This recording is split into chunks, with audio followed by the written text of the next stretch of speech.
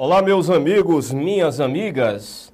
Vamos iniciar nossa participação no aulão do Eu Vou Passar para os concursos da Receita Federal, concursos para auditor fiscal e também para analista tributário. Nesses 30 minutos, onde cabe aqui a nossa participação, darei algumas dicas de direito previdenciário para essa prova, né? Nós não sabemos prever o futuro, não podemos dizer quais são as questões que vão cair na prova, mas a gente pode estudar o passado para ter uma ideia de qual é a tendência da banca examinadora, que é a ESAF, ou seja, dá para a gente perceber com base nas provas anteriores quais são as questões que mais são cobradas na prova de direito previdenciário elaborada pela ESAF para concursos da área fiscal. Então é isso que a gente vai fazer aqui nesses 30 minutos. Vamos mostrar em relação a cada item do programa quais são as questões que mais caem nas provas, né? Aqui no slide aí você vê o programa do concurso. O programa do concurso tem 4 itens, sendo que esse primeiro item é só para o cargo de auditor fiscal. Esse primeiro item não é cobrado para o cargo de analista tributário. Para o cargo de analista tributário, só esses outros 3 itens aqui. A numeração é a mesma numeração que aparece lá no programa do edital. Então, vamos ver aqui quais são as questões que mais são cobradas com relação a esse primeiro item aqui. Seguridade social, conceituação, organização e princípios constitucionais. Em todas as provas de direito previdenciário, para concursos da área fiscal, em todas, sem exceção, sempre foi cobrada uma questão a respeito dos princípios constitucionais da Seguridade Social. E sempre essa questão acerca dos princípios, ela baseou-se na pura decoreba. Ou seja, o examinador copia 5 incisos lá do parágrafo único do artigo 194 da Constituição e faz uma espécie de trocadilho com aqueles princípios constitucionais. Pega uma palavra de um inciso, troca por outra palavra de outro inciso, ou então troca uma palavrinha de um determinado inciso por uma palavra assim muito parecida. Então sempre tem aparecido nas provas da ESAF para concursos da área fiscal uma questão sobre os princípios constitucionais. Para você resolver essa questão, o que é que você tem que fazer? Você tem que simplesmente decorar o parágrafo único do artigo 194 da Constituição Federal. É simplesmente isso. A título de exemplo, vamos colocar aqui para você ver no slide as várias questões que apareceram em todas as provas da área fiscal elaboradas pela ESAF. Aqui a primeira questão foi no ano de 2002. O concurso aqui era para o cargo de auditor fiscal da Previdência Social. Um cargo que já foi extinto, mas nessa época ainda existia. A questão dizia, com relação aos objetivos, que é a mesma coisa que os princípios constitucionais da Seguridade Social, assinale a opção correta. Aí percebam que foi feita essa espécie de trocadilho, sendo que a alternativa que deveria ser assinalada foi aquela que foi copiada literalmente lá do parágrafo único do artigo 194, que foi a seletividade e distributividade na prestação dos benefícios e serviços. A gente não vai comentar aqui cada item porque não há tempo para isso, mas todas essas questões já foram comentadas lá no nosso curso de questões que tem aqui no Eu Vou Passar. Aqui eu estou colocando as questões só para mostrar para você qual é a tendência da ESAF, o que é que normalmente a ESAF coloca na prova. Veja uma questão praticamente igual que apareceu no ano de 2005, para o concurso de auditor da Receita Federal do Brasil. Indique qual das opções está correta com relação aos objetivos constitucionais da Seguridade Social.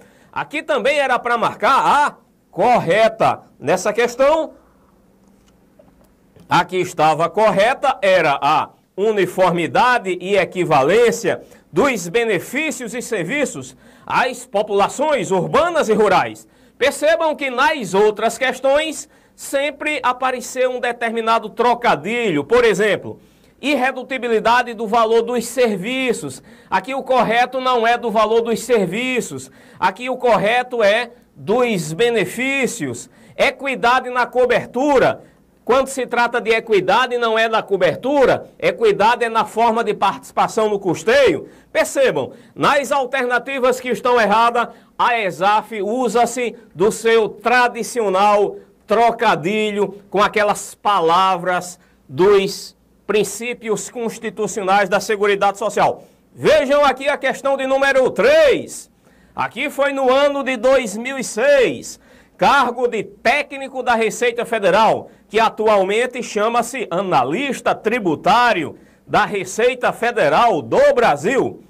A Constituição Federal, no seu artigo 194, parágrafo único, elenca os objetivos da Seguridade Social, entre os quais está correto, aqui na questão de número 3, o que estava correto era o da letra B, equidade na forma de participação do custeio. Os outros estavam errados porque a ESAF usou o seu tradicional trocadilho de palavras. Questão de número 4. Analista tributário da Receita Federal do Brasil, no ano de 2009. Este aqui foi o último concurso para analista tributário.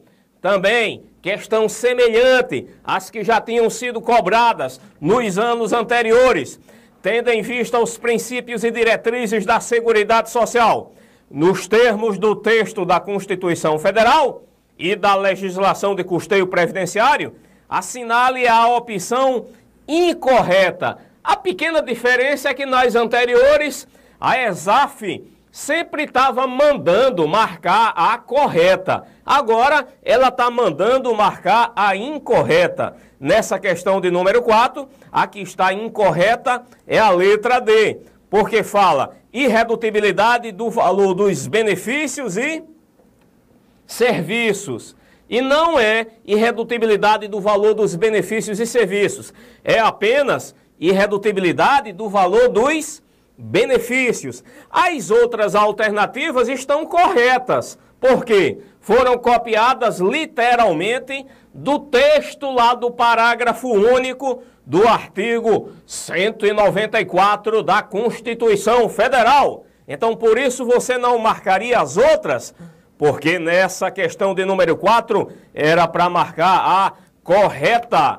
Vejam que as questões se repetem. Agora, também é muito comum aparecer alguma questão na prova elaborada pela ESAF sobre a gestão da Seguridade Social. Ou seja, a gestão da Seguridade Social baseia-se no 7º princípio da Seguridade Social, que está lá na Constituição Federal, no artigo 194, parágrafo único, inciso 7º. O que é que diz esse princípio? Esse princípio determina o caráter democrático e descentralizado da administração mediante gestão quadripartite com a participação dos trabalhadores, dos empregadores, dos aposentados e do governo nos órgãos colegiados.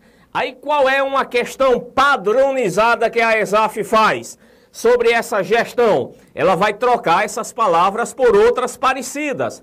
Vai trocar a palavra descentralizado pela palavra centralizado, vai trocar a palavra democrático pela palavra monocrático, vai trocar a palavra quadripartite pela palavra tripartite. Aqui nessa questão de número 5, a que estava correta era a letra E, porque fala que a gestão da Seguridade Social ocorre de forma descentralizada, colegiada e quadripartite. Nas outras alternativas, sempre iria aparecer uma palavra errada, né? Por exemplo, aqui a tripartite, aqui nessa letra C, centralizada, na letra B, a palavra monocrática, na letra A palavra centralizada, a palavra monocrática. Aí vejam, a questão se repete. Vejam aqui, a questão de número 6, que foi aplicada no ano de 2006, para o cargo de técnico da Receita Federal. Aqui, nos termos da Constituição Federal de 88, no seu artigo 194, parágrafo único, inciso 7, a gestão da Seguridade Social ocorre de forma, aí aqui também é letra E, de forma descentralizada, democrática e quadripartite. E as outras, por que estão erradas?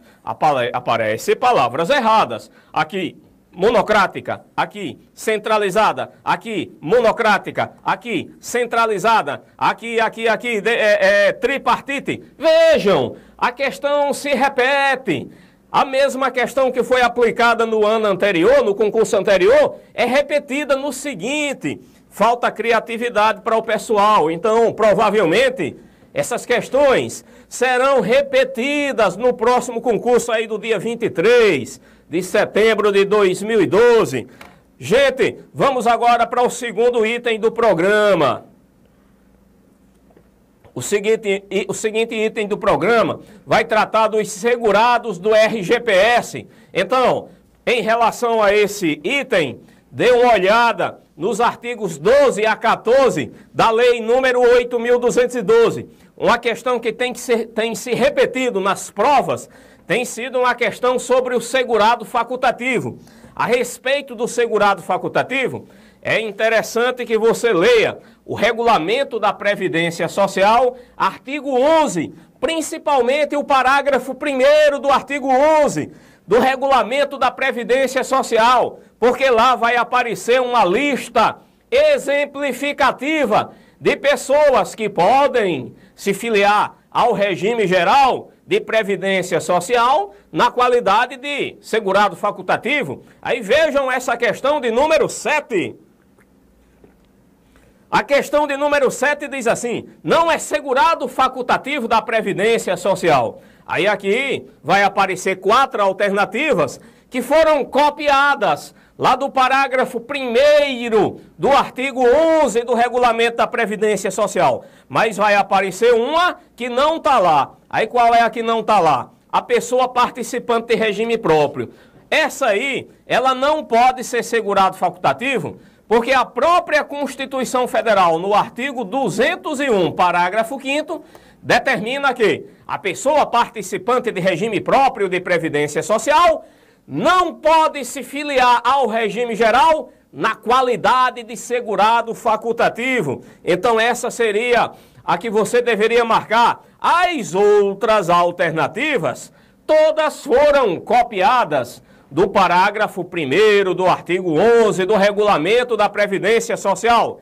E aqui nessa questão era para marcar aquela pessoa que não é segurado facultativo. Vejam outra questão parecida. Agora no ano de 2005, para o cargo de auditor fiscal da Receita Federal, a questão disse o seguinte: o artigo 11, parágrafo 1º do Regulamento da Previdência Social dispõe sobre os segurados facultativos. Não está entre os segurados facultativos expressamente previsto no citado dispositivo. Aí vejam, essa pessoa da letra A, B, C e D, todas estão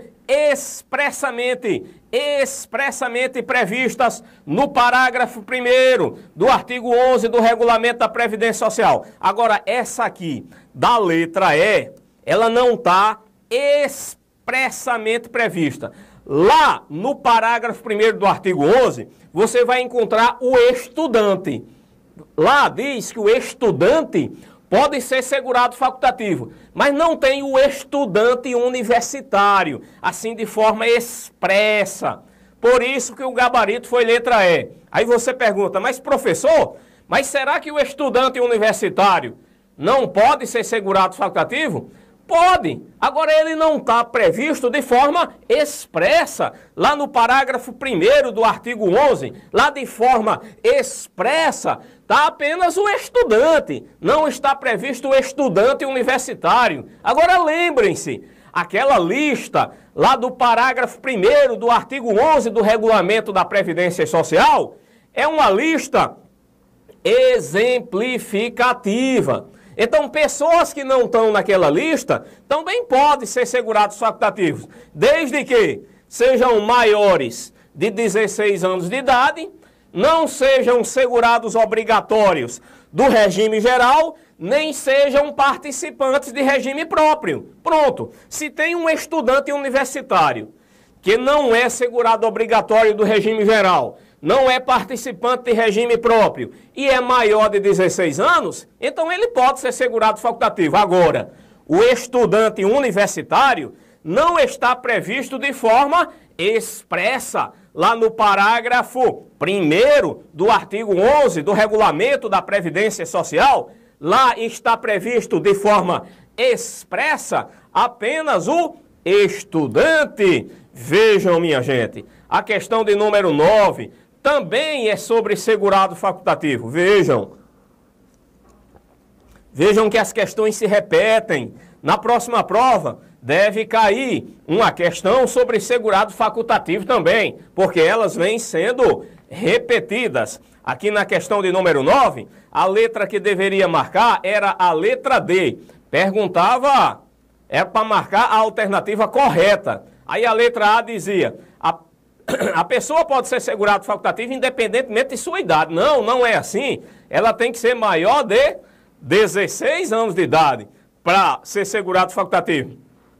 Letra B, o síndico de condomínio remunerado pela isenção da taxa de condomínio pode ser segurado facultativo? Não. A isenção da taxa de condomínio é uma remuneração em forma de utilidade. Então, quando o síndico de condomínio é remunerado, ele é segurado obrigatório como contribuinte individual. Logo, não pode ser segurado facultativo. Letra C, aquele que deixou de ser segurado obrigatório da Previdência Social não pode ser segurado facultativo. Pode. A letra C está errada. Agora a letra D está toda certa, né? A letra D diz, não pode ser segurado facultativo aquele que estiver exercendo atividade remunerada que o enquadre como segurado obrigatório da Previdência Social. A letra D realmente está certa. Quem é segurado obrigatório do regime geral não pode ser segurado facultativo desse mesmo regime. Meus amigos, vamos para o terceiro assunto do programa. É o terceiro assunto do programa de auditor fiscal. Do programa de analista, na verdade, é o segundo, porque a gente viu que aquele primeiro item do programa cai só para auditor e não cai para analista.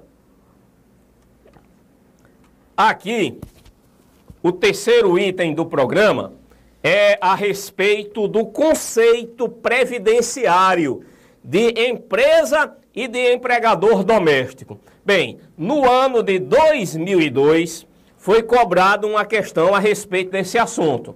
Mas foi só no ano de 2002. Essa questão não vem se repetindo. Pode ser que apareça agora. Mas, se você quiser saber o conceito de empresa e de empregador doméstico, basta ler o artigo 15 da lei número 8.212. Leia também o parágrafo único, porque o parágrafo único vai dizer quais são aquelas pessoas que são equiparadas à empresa. Aqui na questão de número 10, era para marcar a incorreta, aí a letra que marcava seria a letra A, porque o conceito de empresa aqui da letra A está errado.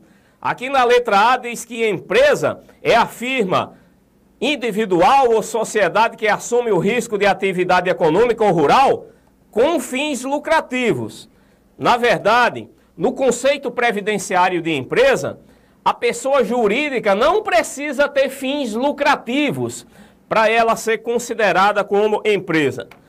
Quarto item do programa é financiamento da Seguridade Social. Bem, minha gente, com relação a financiamento da Seguridade Social, com certeza vai cair alguma questão, porque essa aqui é a principal parte do programa. Aqui, na verdade, é a parte prática. Você que for aprovado, que for trabalhar como auditor fiscal ou como analista tributário, você vai se deparar com essas situações. Então, você tem que conhecer as contribuições previdenciárias. Aí você tem que saber qual é a alíquota de cada contribuição, qual é a base de cálculo de cada contribuição. Você tem que saber algo importantíssimo. Você tem que saber quais são as parcelas que integram e quais são as parcelas que não integram o salário de contribuição. Ou seja, você tem que conhecer quais são as parcelas que integram e quais as que não integram a base de cálculo da contribuição previdenciária, a base de incidência da contribuição previdenciária, que é para quando você estiver trabalhando, quando você estiver fiscalizando uma empresa, você cobrar a contribuição previdenciária correta, nem a mais, nem a menos. Você tem que cobrar do contribuinte o valor que realmente ele deve. Você também não deve cometer excesso de exação. Você não pode cobrar mais do que o contribuinte deve. Você deve cobrar apenas o que ele deve. Bem, para isso, você tem que conhecer profundamente quais são as parcelas que integram, quais são as parcelas que não integram o salário e contribuição.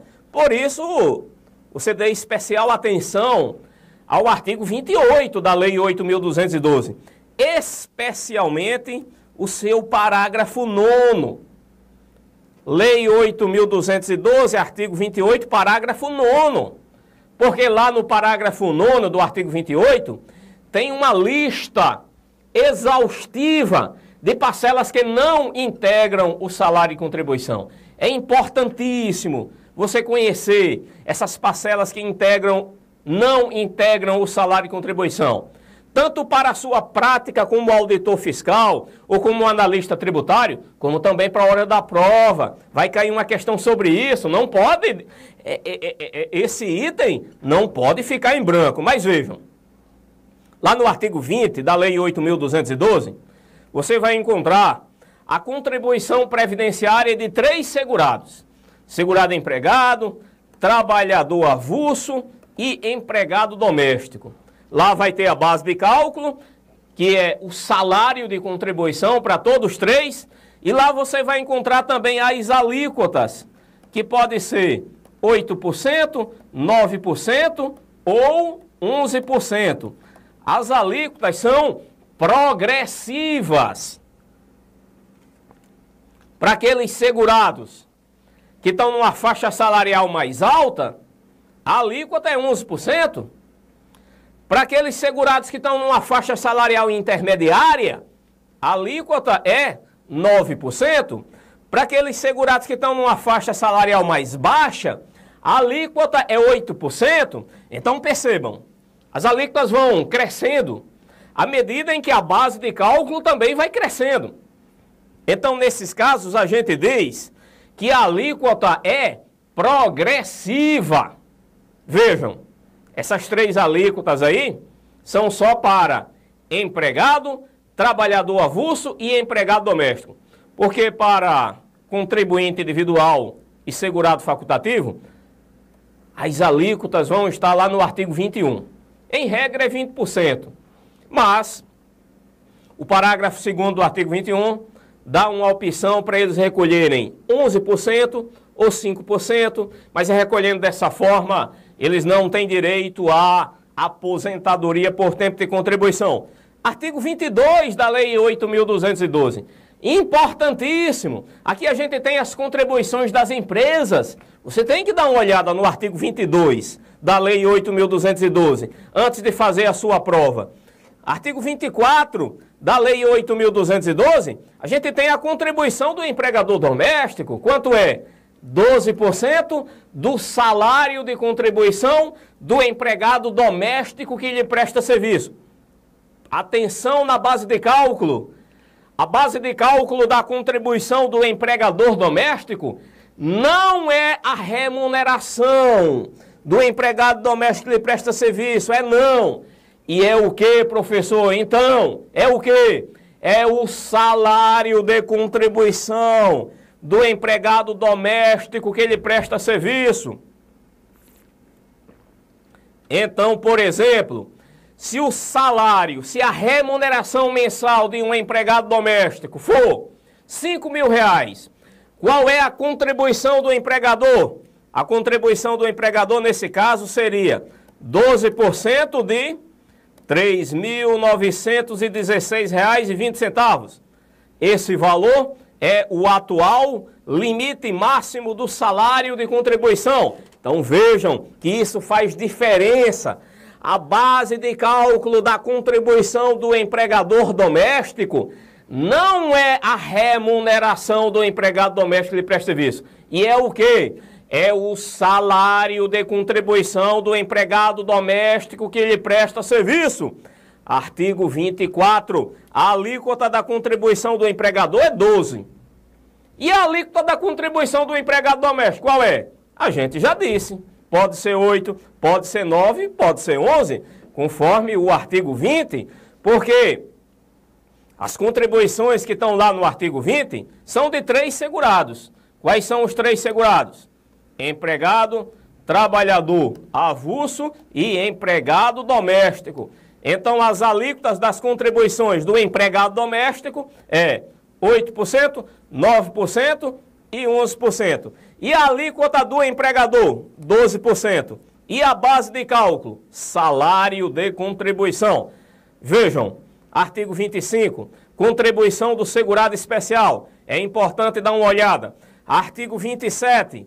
Artigo 27 tem as chamadas receitas de outras fontes. Está no programa. Pode cair uma questão sobre as receitas de outras fontes. Artigo 28, importantíssimo. Salário de contribuição. O assunto mais importante. Leiam o artigo 28. Artigo 30. Arrecadação e recolhimento. Está no programa. Qual a data para recolher a contribuição? Quem é que arrecada a contribuição dos segurados? Isso está tudo no artigo 30. Artigo 31. Retenção de 11%. Isso também está no programa. A natureza jurídica da retenção é o quê? Substituição tributária. Como é que funciona? Bem, a retenção de 11% vai ocorrer quando? Quando uma empresa presta serviço a outra empresa e o serviço é prestado mediante cessão de mão de obra ou então mediante empreitada de mão de obra. Como é que funciona? O tomador do serviço retém do prestador 11% do valor bruto da nota fiscal de serviço. Aí o tomador do serviço tem até o dia 20 do mês seguinte para recolher o valor da retenção em nome do prestador do serviço. O prestador do serviço, quando for recolher suas próprias contribuições, tem direito de realizar uma compensação. Qual é o valor da compensação que o prestador do serviço vai realizar? O valor da compensação que o prestador do serviço vai realizar é igual ao valor da retenção que ele sofreu. Quem fez a retenção foi o tomador do serviço. O tomador do serviço é obrigado a recolher o valor da retenção em nome do prestador de serviço. Qual o prazo que ele tem para recolher? Até o dia 20 do mês seguinte. Até o dia 20 do mês seguinte. Gente, pode cair algumas questões. Alguma não, uma só. Não pode cair mais que uma. Mas pode cair alguma questão sobre o prazo do recolhimento da contribuição. Isso é tranquilo, gente. Tem 4 datas de vencimento. Até dia 15 do mês seguinte, até dia 20. Tem uma que tem que ser no dia 20 de dezembro, que é a do 13º. E tem uma que é até 2 dias úteis após o fato gerador. Gente, quais são as que tem que ser recolhidas até o dia 15 do mês seguinte? É a contribuição do empregador doméstico, a contribuição do empregado doméstico, que é arrecadada e recolhida pelo empregador, a contribuição do segurado facultativo, a contribuição do contribuinte individual, nos casos em que é ele próprio que recolhe. Essas contribuições são recolhidas até o dia 15 do mês seguinte. Tem uma contribuição que tem que ser recolhida no dia 20 de dezembro, que é a contribuição que incide sobre o 13º salário. Tem uma contribuição que deve ser recolhida no dia, até 2 dias úteis após o fato gerador, é aquela contribuição de 5%, que incide sobre a receita bruta decorrente do espetáculo desportivo, tem até 2 dias úteis para recolher. As demais contribuições, minha gente, devem ser recolhidas até o dia 20 do mês seguinte. Então é tranquilo esse assunto. Minha gente, estudem esses artigos que a gente falou aqui. Dê uma lida no artigo 194, 195, 201 da Constituição Federal. Estude também o Palmeiras, que ele deve cair também, não é isso? Bem, aqui fica o abraço do professor Hugo Góes e de toda a equipe do Eu Vou Passar, desejando para você um grande sucesso, desejamos aprovação, desejamos que vocês sejam excelentes auditores fiscais, analistas tributários da Receita Federal. Um forte abraço do professor Hugo Góes e de toda a equipe do Eu Vou Passar.